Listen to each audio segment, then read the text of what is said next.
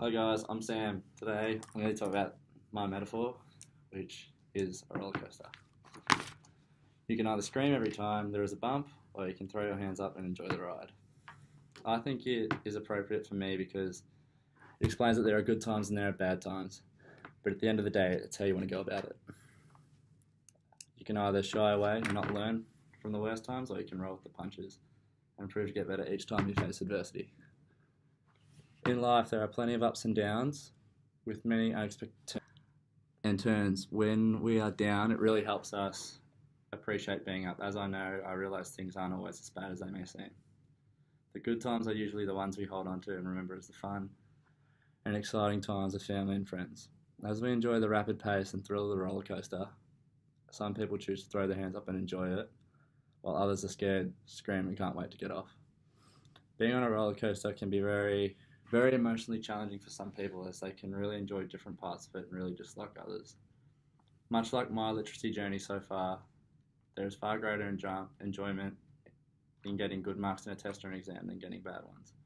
I remember a few years back being in a classroom, learning English in Year 11, watching fellow students enjoy their PE lesson, which is physical education class, while I was sitting in class dreading every second, wishing I could be out there with them.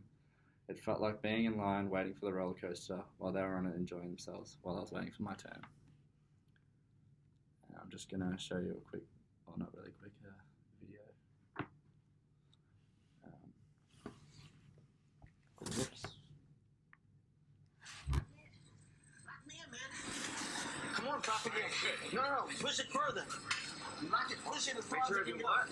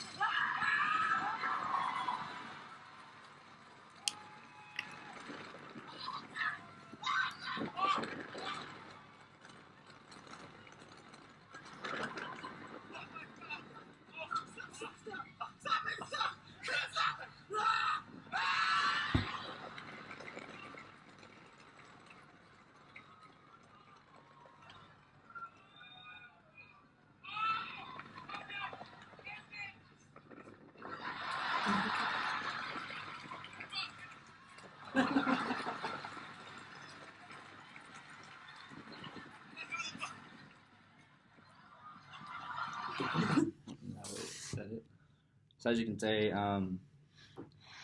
in our literacy journeys there are many bugs, as you can see from that.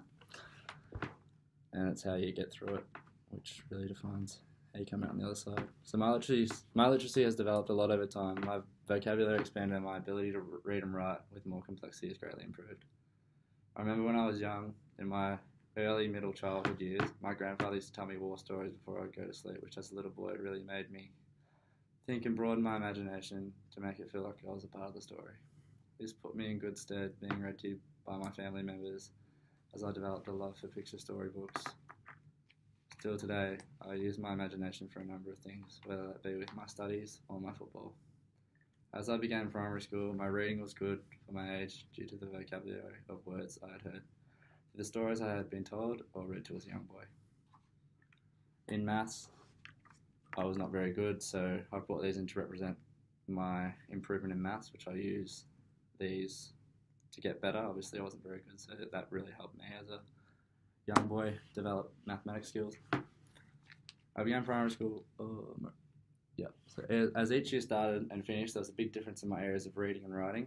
I think being exposed to a number of different teachers was key for my literacy development, learning many different things off many different people. The transitioning of high school was a big one, not only socially, but the learning got a whole lot tougher. This was the down point, not knowing any people and being the bottom of the school again after being top kings in primary school. We quickly learnt we weren't as cool as we thought. I found VCE to be a very big struggle in every area imaginable, and that showed in my results. Not doing enough study because I didn't know what I wanted to do. Now being at university, I've enjoyed every minute so far. Now that I know what I want to be, I believe studying will become a whole lot easier because it interests me.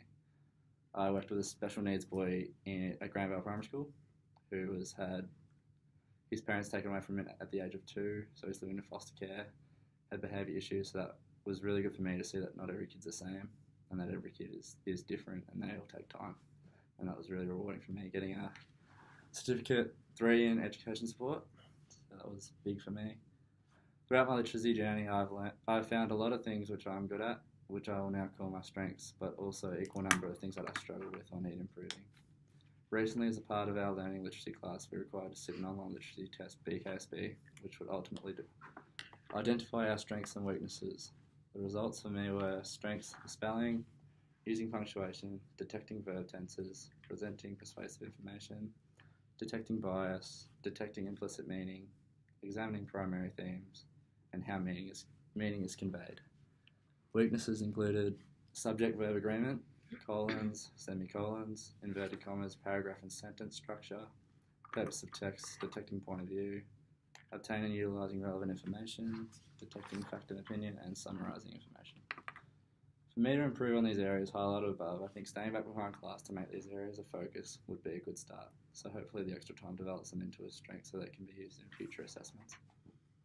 I think staying back could really help me personally with focused learning, as it is one-to-one, which is an effective way of studying on certain areas. Another way I can assure I improve on my weaknesses is by using the resources supplied by La Trobe, such as tutors, PLAs, which is peer learning advisors, which can target areas of improvement as well as work on strengths which they need to still be looked at, as they are never going to be perfect. Each of our literacy journeys will be unique and different, but it's how our literacy skills have developed over time, what we have learnt, and what the future holds for us. So sit back, throw your hands up and enjoy the ride. That's